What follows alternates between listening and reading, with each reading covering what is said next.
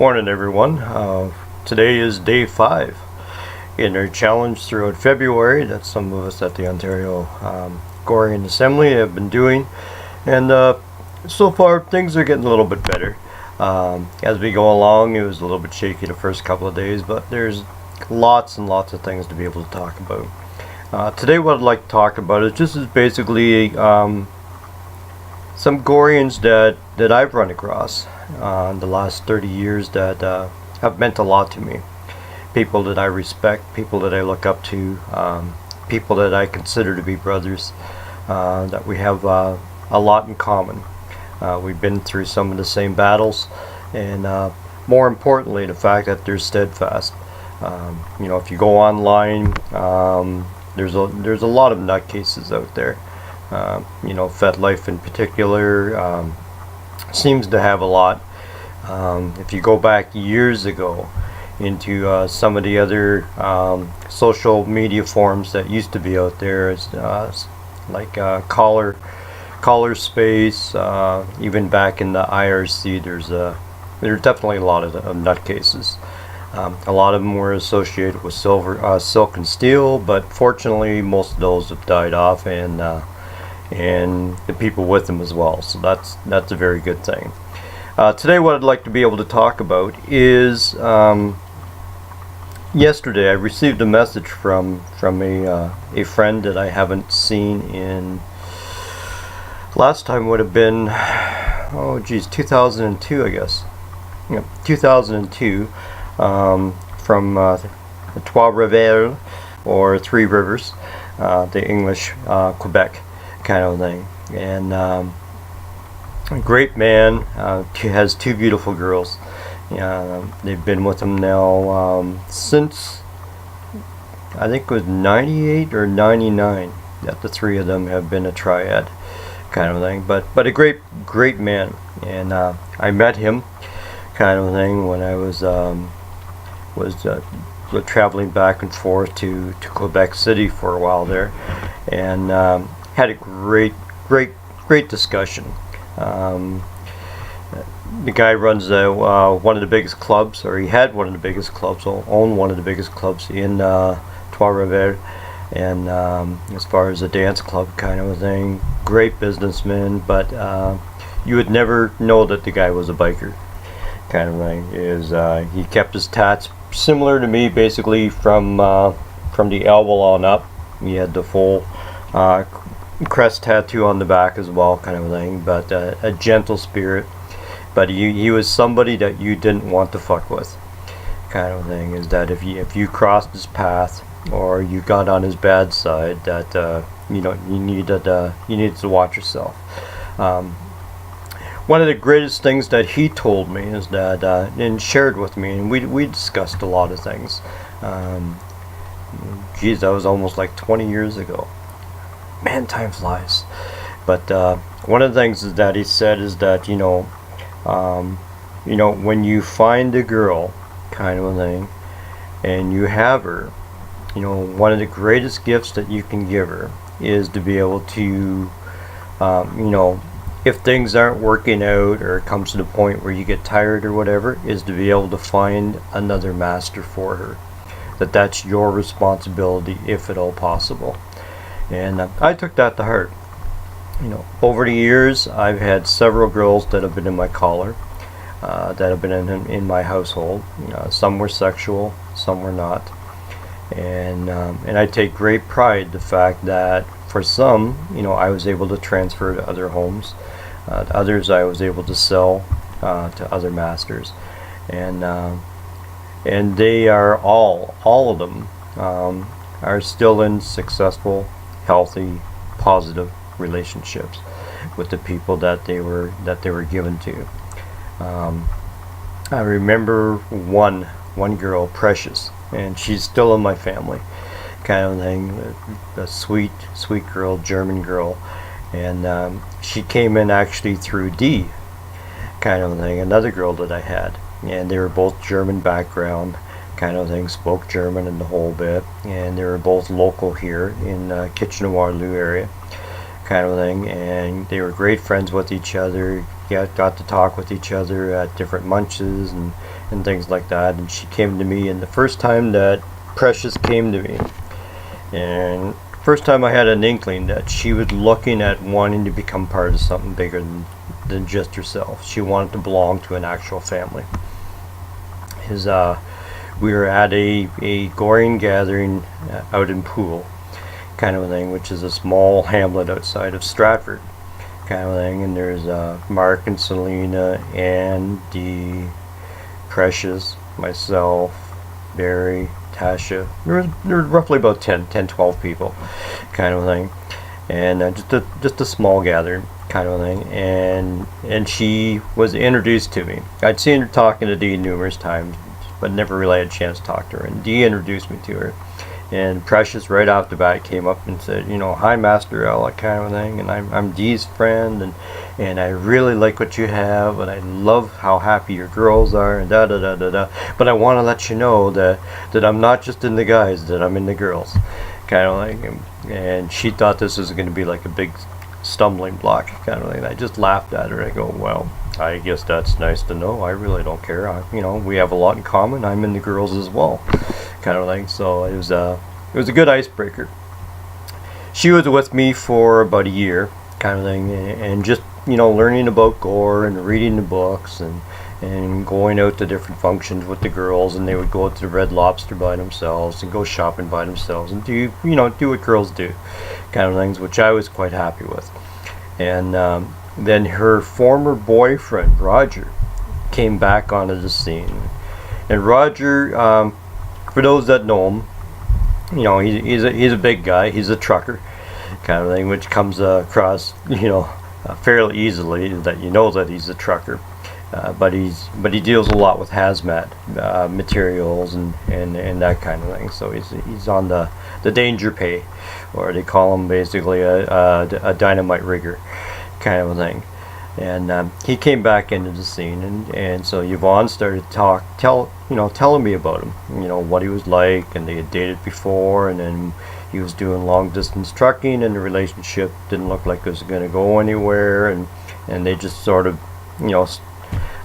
lost interest in contact with each other. But now he was driving more for a higher end firm, that he was staying more local, basically Ontario, right around the Great Lakes area. So he was home every week, or once or twice or 3 times a week, kind of thing.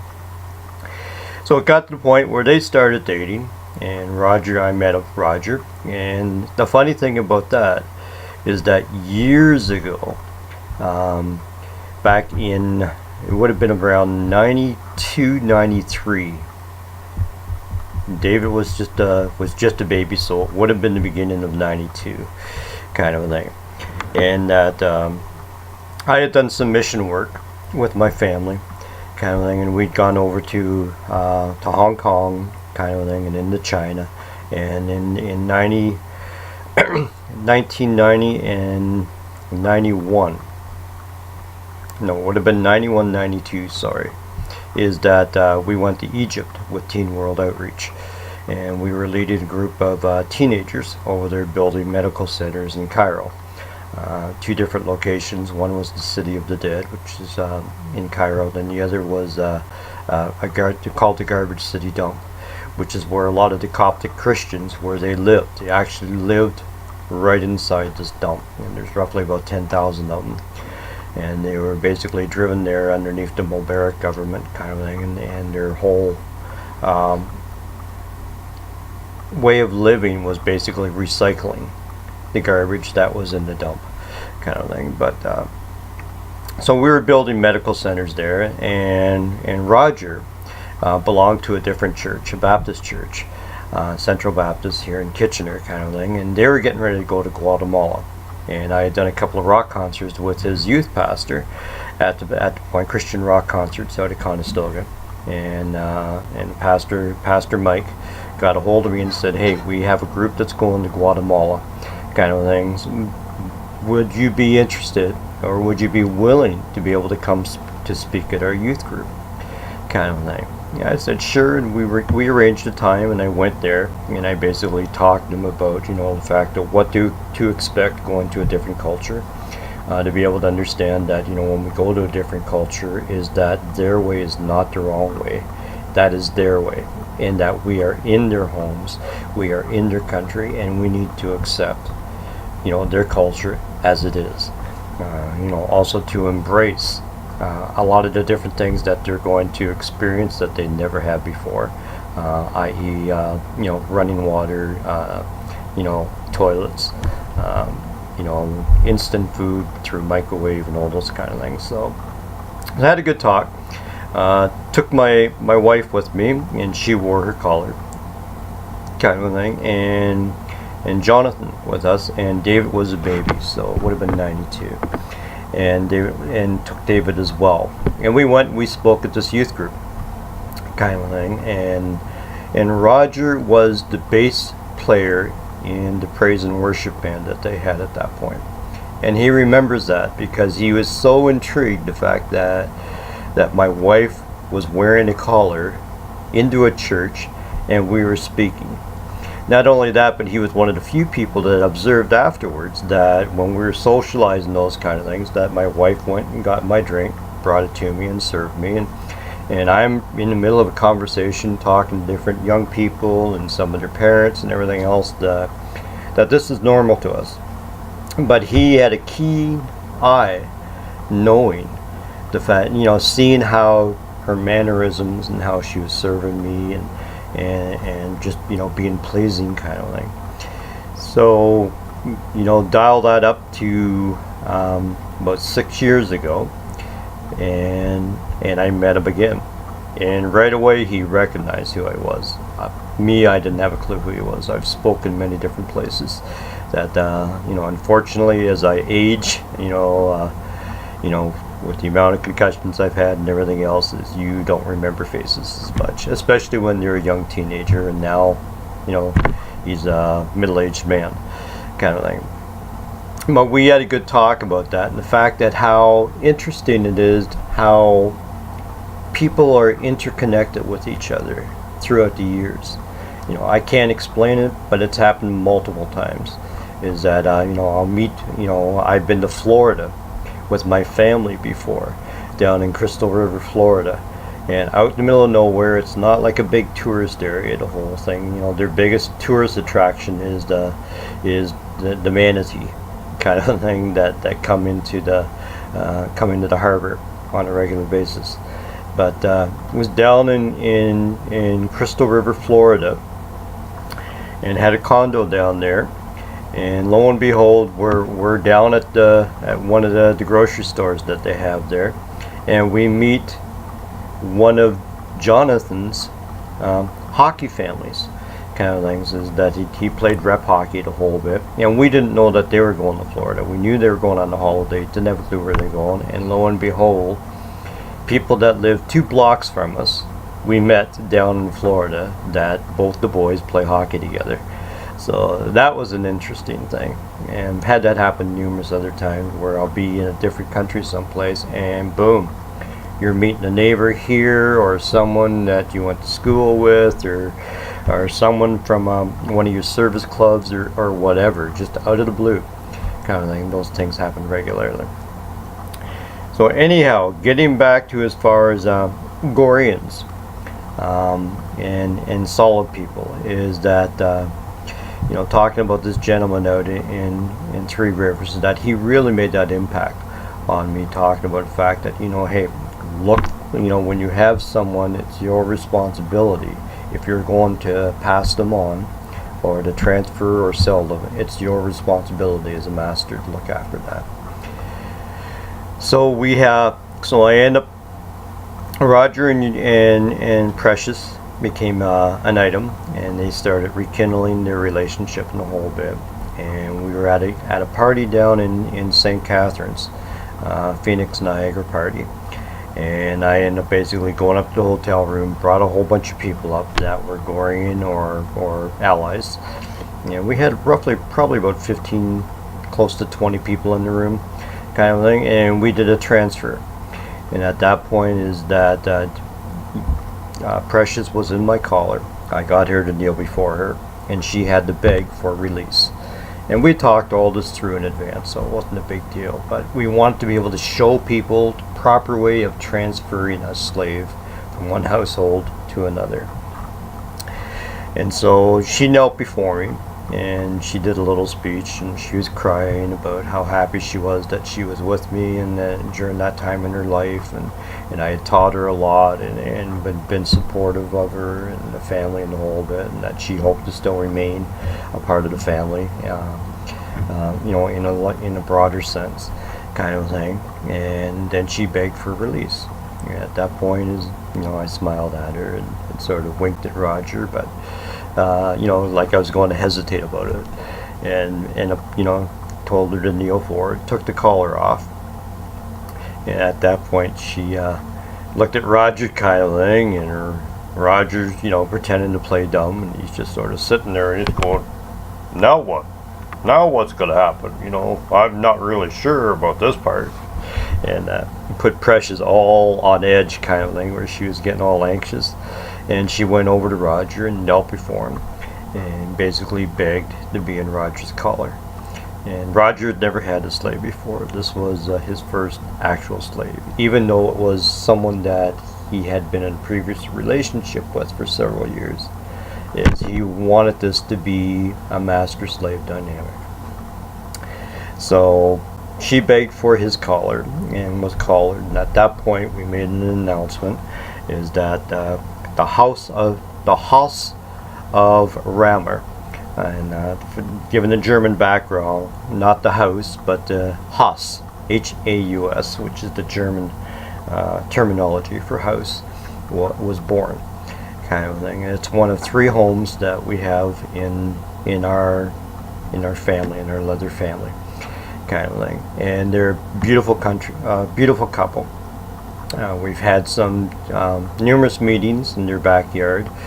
They have a real great fire pit, and they also have a couple of horse pits as far as pitching horseshoes back and forth. So it's always a great time when we go there and have a great time of fellowship, and they have a large backyard. So it's we can get sometimes 30-40 people there, and it's still very comfortable.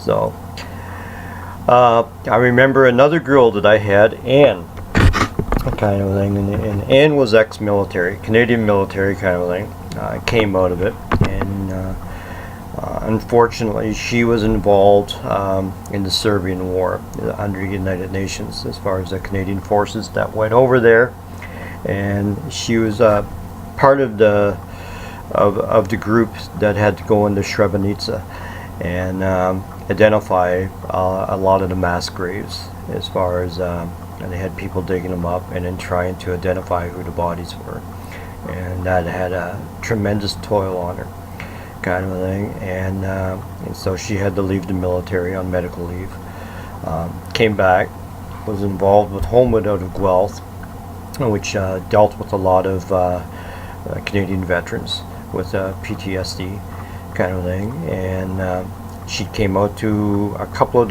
the munches out of Guelph, kind of a thing. And at that point she met the girls, started talking about it, and I met with her therapist a couple of times, her counselor, and it was recommended that that she stay with me, where she would feel that protection, and at the same time that she could explore her kink side in a safe, healthy environment. So Anne was with me for about a year and a half, and then she wanted to have a master that she could have a relationship with, a sexual relationship.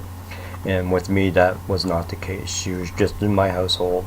I considered her to be a green collar, which is basically like she was like a domestic slave. She came over, did my laundry, would clean out the bathtub, scrub down the bathroom, shower, hot tub, all that stuff. So, but so over time is that she developed a relationship with a gentleman that was also ex-military that started coming out to a munch that I was running at that point in Cambridge.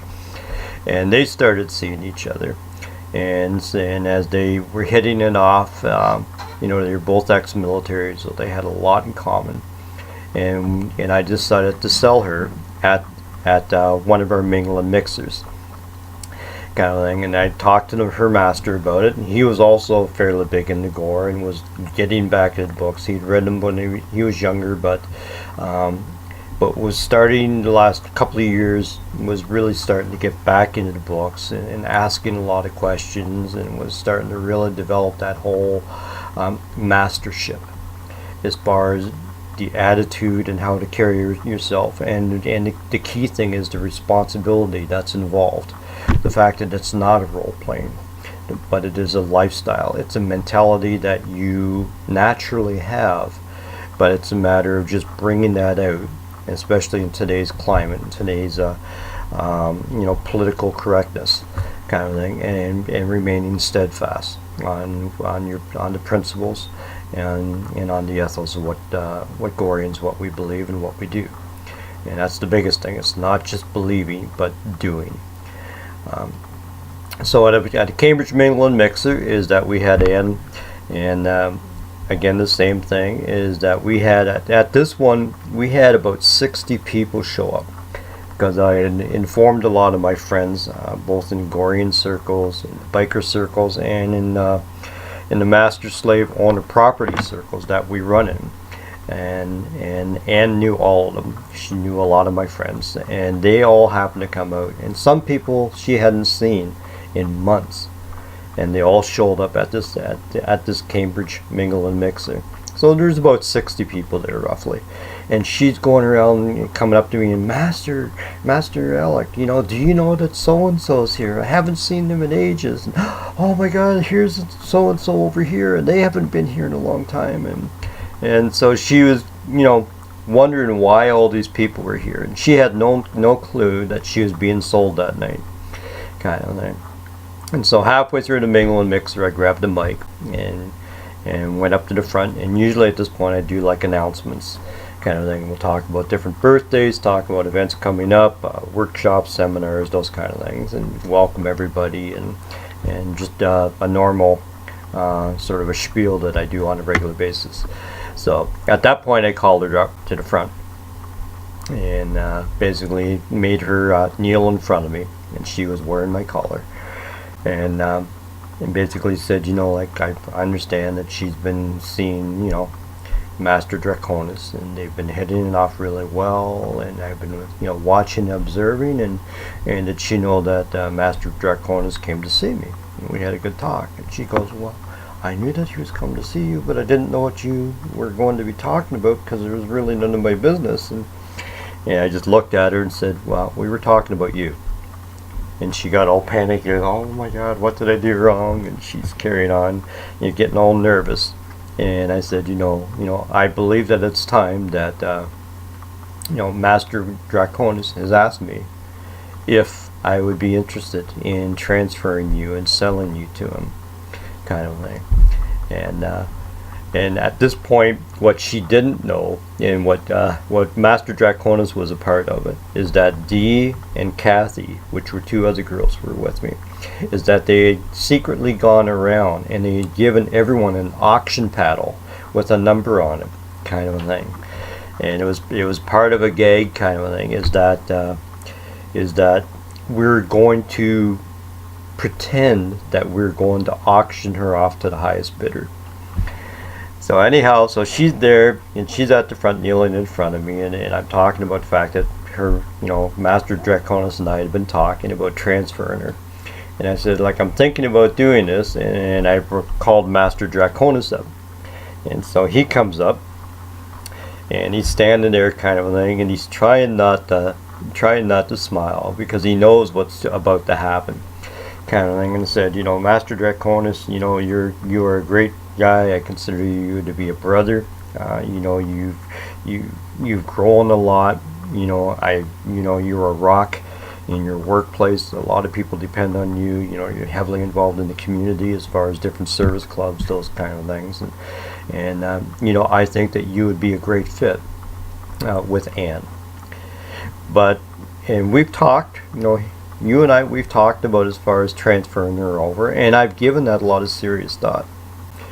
And I'm willing to do that, and that's why Anne's here, kneeling in front of us, and to transfer her to you. But I just happened to notice today that that the Harley Davidson dealership out of Kitchener, they have a sale coming on this weekend, and there's a bike there that I would really like to have. And so, Master Draconis, I hope you don't mind, but I think what I'm going to do is I'm going to have to sell her off to the highest bidder. She's a beautiful girl, very talented, cleans very well, does laundry very well, well-mannered kind of thing, cooks up a storm, and I know that she would get a good price. And so Master Draconis, you can see that he was pretending to be a little bit, but this is not what we agreed upon, and And I said, well, it really doesn't matter. She's still in my collar kind of thing, because I think I'm going to sell her off. How many, we have a lot of people here that we haven't seen in ages and those kind of things, and Master Richard over there, and we have Master Barry came up from Boston, and we have so-and-so over here, and yeah, I think it's, how many people would like to be able to have Anne in their home? And everyone puts up their hand kind of thing, right? As I said, yeah, I think we're going to go ahead with this. Let's start the auction. We're going to start it off at $200 kind of thing. And so we did a little bit of an auction kind of thing, and it got up to roughly around $800. I think it was $780 or $870 kind of thing, and you could see the panic in Anne's eyes. And a couple of the masters that were bidding is that they have an edge to them. One was a former police officer, another was also ex-military, so they had that whole structured, rigid regiment kind of thing, but they were crusty, is probably the best terminology to be able to use. They were crusty men, and you could see Anne was in a panic kind of thing, because this was not what she thought was going to happen and everything else. And at that point, she basically threw herself at Master Draconis, begging Master Draconis to be able to buy her kind of thing. And at that point, everyone started laughing, and the joke was over. And she was still stunned, like she didn't have a clue what was going on. She's in tears and the whole bit, and Master Draconis is there, basically just comforting her and reassuring her, hey, everything's okay. It was just a joke, yada yada yada kind of thing. And at that point, I let her know, yep, Master Draconis, on second thought, you and I, we did have a talk, and I do believe that I did give you, my word, so I am going to sell her to you, kind of thing. And what it is that back then the toonie had just come out, which is the Canadian $2 coin that we have. And Draconis had a little sack, a velvet sack that he had him in, purple sack, and he had 50 toonies inside the sack kind of thing, which is the symbolize as far as silver, as far as money wise. So he handed them to me kind of thing, and at that point Anne was relieved. But she was another one that I ended up transferring to a different household, and they've had a very positive relationship as well. So just sharing different things from you and babbling on a little bit today. I was at a couple of meetings all day today, a board meeting and a meeting down in City Hall, so I'm a little bit tired. But I want just to be able to close off saying is that when you are in a relationship, the ideal goal is that it's going to be long term, that it's going to be forever and ever. Unfortunately, as you get older, that you realize that sometimes that people come into your life for a season, whether it be a few months, sometimes it might be a few years. But relationships sometimes begin, and after a while they end.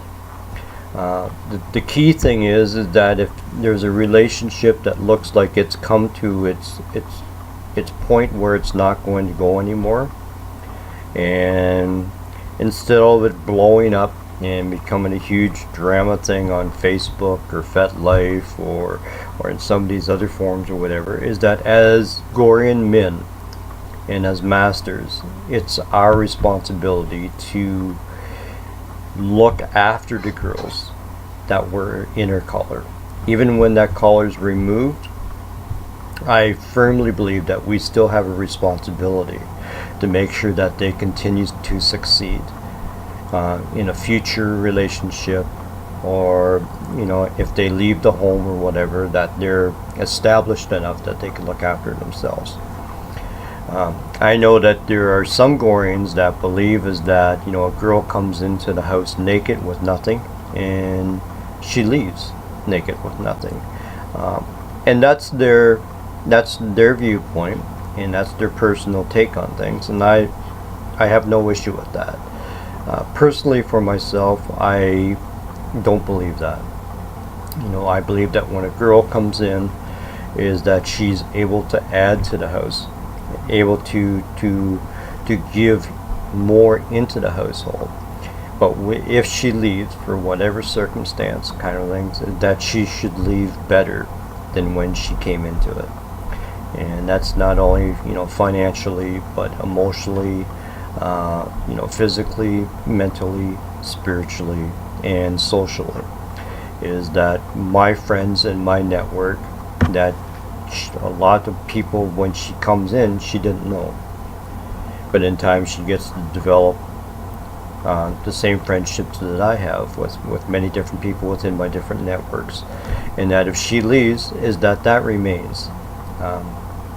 Oftentimes you'll see that when relationships ends, is that the friends are put in a sticky position, as far as they need to choose one over the other, or there's like a wedge gets driven between friendships. With me, I don't believe that kind of thing. Is that if you were in my collar and you're in my household, you are still, even though you might not be under my collar anymore, I am still your master, in the sense that that you are still a part of my extended family, and my friends remain your friends. My network of people that I have is, you are a part of that, and you remain a part of that. So, something to think about. Sometimes it can be difficult. So sometimes I know when relationships end, there is hurt feelings and everything else, but we need to get beyond that fast, and to be able to realize that the time together is a positive thing.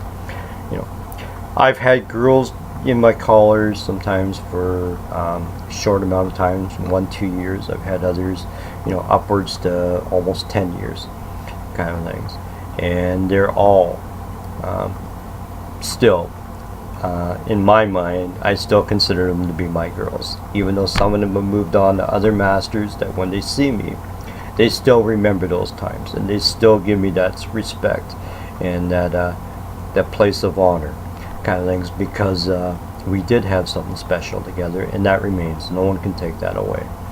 So anyhow, thank you for watching. I know I rambled on today a little bit, but it's something that I felt was important, that that when we are in relationships, and all of us want to be in relationships, it's not only just getting into the relationship, but also exiting the relationship in a healthy, positive manner as well. So thank you very much. Oh, one other thing as well, is Guardsman of Gore, which is the 16th book. Yep, 16th book, is that this is going to be given away later on tonight by the Ontario Gorian Assembly. They've made a commitment that over the next 3.5 years, once a month, to be able to give a book away from the book series. And we're almost halfway through, close to halfway through the entire series. So that's a positive thing. We've been doing this now for over a year and a half, over that, I guess. So anyhow, that will be happening again tonight. And I want to thank everyone that believed in that vision, the fact that yes, it would be good to give back to the community, and even just a simple thing like that, giving away one book a month, paying for a book, and then giving it away to someone to be able to read. You don't know what that's going to do as far as starting new people on their beginning their journey, or that they'll end up in the hands of others that always had an interest in Gore but couldn't get certain books or whatever. So we're happy to be able to do that as an assembly, one of several things that we have on the go right now, but something that I'm really pleased about, and I appreciate and I'm so thankful for the many different people that are a part of that assembly, that believe that we need to be giving back in many different ways back to our community, and just, you know, getting the word back out there again. So anyhow, thank you for that. So book 5 is in the books. We're going to call this a wrap. So thank you very much for watching, and we will talk to you tomorrow.